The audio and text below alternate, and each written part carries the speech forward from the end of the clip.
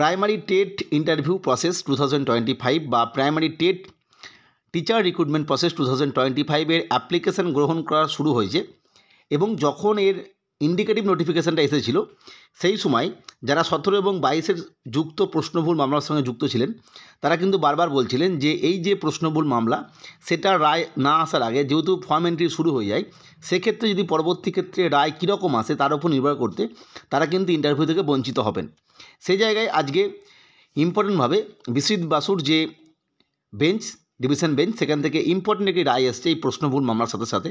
এতে কিন্তু যে রায় সেই অনুযায়ী আবেদনকারীর সংখ্যা বাড়ছে। শুধুমাত্র প্রশ্নভুল মামলা এটাই নয়, তার সাথে সাথে একটা তথ্য তোমাদের দিয়ে রাখি, 23-25 ডিএলএড সেশনের রেজাল্ট খুব শীঘ্রই আসছে এবং প্রশ্নভুল মামলার নাম্বার যে যারা পাচ্ছে, কত পাচ্ছে, কবে পাবে, সেটা আমরা ডিটেলসে আলোচনা করব। আমি যেটা বলছিলাম, প্রাইমারি টেট ইন্টারভিউ 2025-এর রিক্রুটমেন্ট প্রসেস শুরু হওয়ার সাথে সাথে প্রশ্নভুল মামলা যেটা 17 এবং 22-এর খুব ইম্পর্টেন্ট হয়ে দাঁড়িয়েছিল, কারণ এই প্রশ্নভুল মামলার রায় কী আসছে তার উপর নির্ভর করে কিন্তু অনেক পরীক্ষার্থী এই পরীক্ষাটা দিতে পারবেন, এরকম একটা সম্ভাবনা তৈরি হচ্ছিল।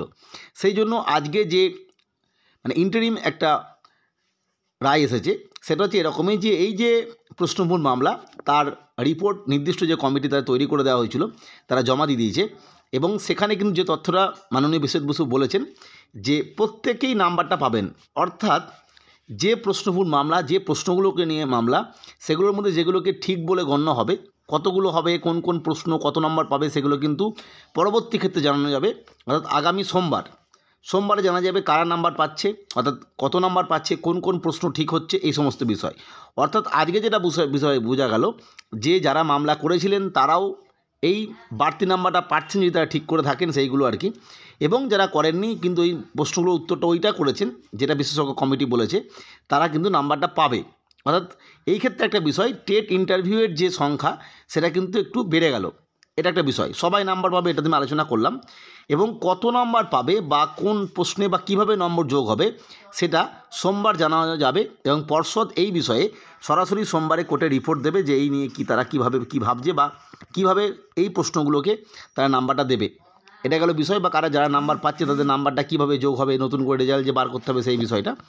আর একটা বিষয় এখানে বলে রাখি, 23-25 সালে যে ডিএলএড তার রেজাল্ট কিন্তু 30শে নভেম্বর বেরোনোর একটা সম্ভাবনা তৈরি হচ্ছে বা বলা হয়েছে, কিন্তু 30শে নভেম্বর তোমরা প্রত্যেকেই জানো সানডে, ফলে এটা যতদূর মনে করা হচ্ছে 28 তারিখ বা 29 তারিখ অর্থাৎ শুক্রবার বা শনিবার যদি এই দুদিনের মধ্যে না আসে তাহলে কিন্তু 1 ডিসেম্বরের মধ্যে রেজাল্ট কিন্তু 100% এসে যাবে। এবার এই 23-25 ডিএলএডের মধ্যে একটা বিষয় কনফার্ম, যারা টেট 2023 পাস করেছো তাদের ক্ষেত্রে 23-25 ডিএলএডের যে বসার সম্ভাবনা সেটা তো 100%, কারণ এই 23-25 ডিএলএড যখন শুরু হয় তারপরে কিন্তু টেট 23টা হয়েছে। অর্থাৎ যেহেতু তারা টেট ডিএলএড কোর্সে অ্যাপিয়ারিং, সেক্ষেত্রে তারা কিন্তু টেট পরীক্ষাটা দিতে পেরেছে।